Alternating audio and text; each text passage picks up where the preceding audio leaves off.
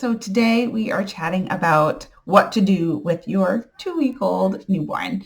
Um, I now she is officially 3 weeks today, but I can talk about as a sleep consultant what I've been focusing on in her second week of life, so that we can start to build that foundation towards really great sleep. Already, she's started to do somewhere between 4 and 6 hour stretches overnight, which has been amazing for my sleep, not so great for breastfeeding, but I'm happy that we have a great bedtime routine set up. She goes down right between 7 and 8 o'clock. And then that first stretch is either going to take us until midnight or until 2, 3 a.m. So it's really been nice for me already to feel like I have a little bit of a schedule. I know what to semi-expect overnight. So I can have a little bit of time in the evening just to unwind, read a book, clean up after a day of playing inside since it's wintertime here in New England. So this week we'll talk about day-night confusion and tummy time and how that impacts overnight and sleep. So the first big thing to talk about is day-night confusion. So what is day-night confusion? If you're thinking about before children are born, when they're in the womb, when are they most active? Typically, it's in the evening when you are winding down, relaxing, getting ready to go towards sleep. And the reason for this is as you're up and about, walking around all day, that's kind of lulling your baby to sleep as you're moving around. And then once you relax and sit down, that's their active period where there's not really much going on, not a ton of movement. So they're like, great, I'm going to wake up, do my thing now. So that also translates to once they're born, they still are going to be super sleepy during the day, really all the time. But their like kind of active period could be set to that early evening, starting the night, because that's when they're used to waking up and doing all of the things that they can do. So what you want to work on pretty much right away, again, we're only talking about 2 weeks in, is switching up that day-night confusion so they know, okay, this is the time, these 12 hours are when we want to be awake and alert and doing some things. And these 12 hours, it is quiet, it is dark, it is calm, it is time to sleep. So the easiest way to break up that day-night confusion is just to break the day right in half. So 12 hours of day, 12 hours of night. And during those 12 hours of day, that's when you really want to keep them after feeds as awake and alert as you can.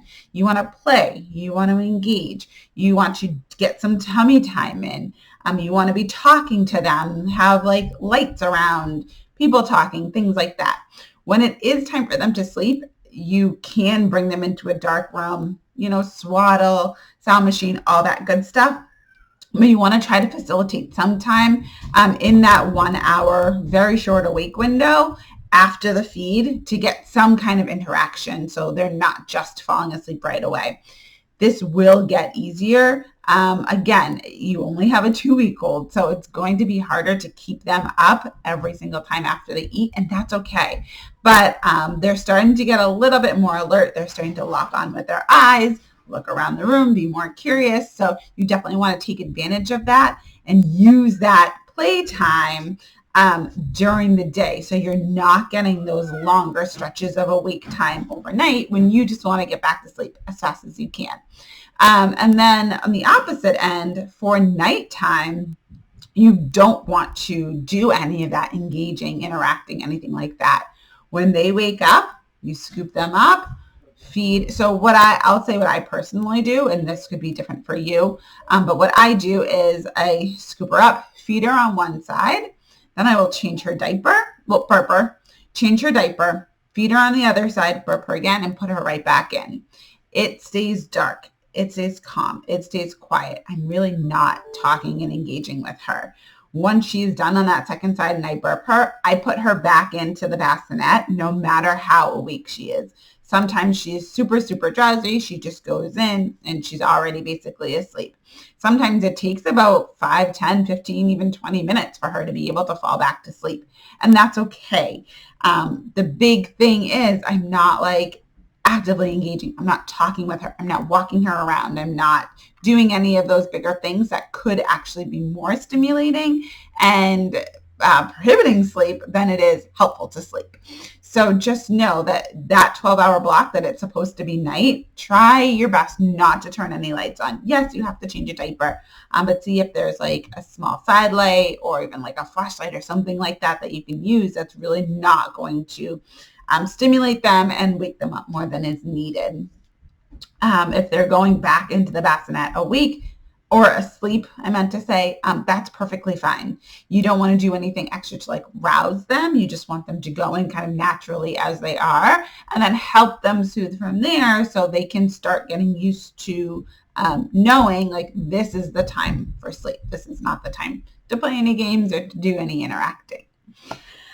So that covers the date-night confusion. So for tummy time, again, there's not a ton of time to work on this, but I try to sneak it in as many times as I can during the day. After I burp her, I will put her down on my legs so she can watch what my older kids are doing. Holding them up at a shoulder, that also counts as tummy time because they're on their belly and they're using neck control to lift their head to turn to see you. Make sure that you're doing it equally on both sides because they're going to turn towards your face. So you want to make sure that they're using all of those neck muscles, even though it's common to put, if you're a righty, to put them on your right side. If you're a lefty, to put them on your left side. So just make sure that you're doing that equally. Sometimes if we are playing, then I will put her on the floor in like that traditional tummy time with a little mirror or some black and white pictures in front of her so she can start to see them and play on her own for a second. You know, maybe our tummy time lasts 3 minutes. And that's okay. You know, we're going to build up to it, but she's getting used to it. Those neck muscles are getting stronger. Every opportunity is a chance to work on them. So that tummy time and even floor time, even if it's not on her belly, but having her be on her back, just being used to moving her muscles around. How do my arms and legs work? So she can start to gain a little bit of control. That's huge for sleep, because you need that time when they are not held but not expected to sleep just to be on the floor. If the only time your child is ever put down is when sleep is expected, they're going to have a really hard time falling asleep not in your arms. So you just want to set that expectation. Like, sometimes you get put down, you know, sometimes it's for sleep, sometimes it's for play, but you're not always being held in arms in a carrier or something like that. So really letting them get that floor time is going to A, help their motor development, but B, it's going to help their sleep as well. They're going to burn some energy, which also helps that sleep come too, because we want them, as they are getting older and more alert, they're going to have some more energy to expend. So we just want to make sure that their motor skills are going the trajectory that we want them to, and also they're using that energy that they're getting and able to sleep a little bit easier. So for week 2, the 2 biggest things that you want to focus on: day-night confusion and starting to do some tummy time. If you have any questions, pop them below. If this video is helpful to you, don't forget to like and subscribe. See you next week.